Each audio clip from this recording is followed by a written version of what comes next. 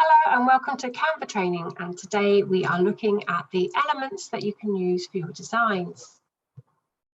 I've just jumped into an Instagram post, so I've just got a blank page there, and on the left hand side in the black area you'll see that we've got templates, and then underneath that we have elements, and these are all the different items that you can bring in for your design. Okay, there's so many to choose from. We've looked at frames and grids and lines and tables and all those sorts of things, and that's where you find all of these. Okay, so you can search for anything in Canva. You can search for any of these types of things. There are suggested items you can look for as well. So we've looked at the lines, we've looked at some of these bits and pieces here, and you could say, like, for example, I would like a heart.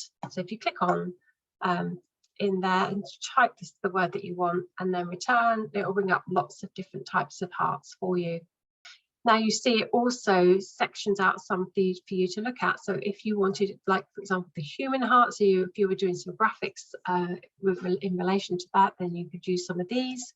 Anatomy, so there as well, and cardiovascular, or if you just wanted just the heart that you wanted, just to put a lovely little heart on your design, then just go back and then select whichever one you want.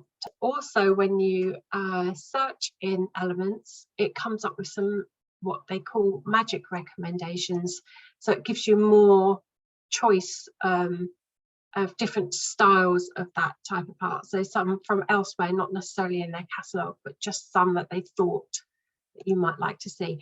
And that's because I clicked on this one and then it brought up more from that user. So that user is Dara Graphic, created that heart. On the three dots you can find out who actually created that.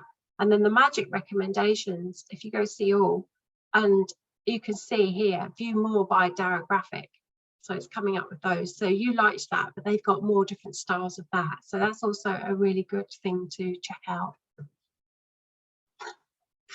If we go back to the elements, you can see that we have all the different sections that they've pulled out for us. So we have stickers, and then there's a whole stack of stickers, of types of stickers that you might want, some that are moving, some that are not. It's a lot to go through. So if you have any idea of what it is that you want to put into your design, which is why I always say to people, map it out before you actually create it, then you've got a good idea of where things are going to sit, and it's not going to take you forever to try and pull things in randomly. So having an idea is a fantastic idea. So pen it out first is what I say. So in the elements, as you see, there's lots of different ones, and there's lines and shapes. We've been through lines, but there's also lots of different shapes. Generally, if they are grayed out, it means that you would be able to color them. So for example, if you just click on a shape, it's coming as orange because I think that's in my brand kit. It's the first one in my brand kit, that's why it's come up like that. So if you just wanted to try it in, I don't know, let's say a purple, if you click return, then it will come up with all different types of purples for you. So you could just check the box for whatever one that you like.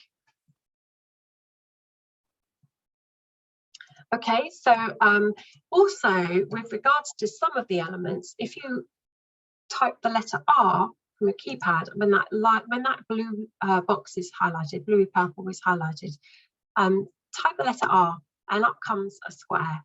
Now you'd expect an R to be a rectangle, but it's a square. So that's the letter R for that. If you type the letter C, it brings up a circle for you, and then you can just play about with that how you wish. So those are shortcuts to some of the shapes that we have here. There are some photos also in here. It shows the trending types of photos as well.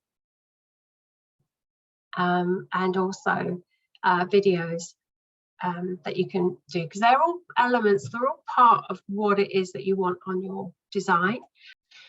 Charts and tables are fairly new to the system, so you can have a look there and see what of these you could use for your designs. And we've looked at frames and we've looked at grids. So that's all the different elements that you can use, and you can see that some of them are also here for you to have a look at.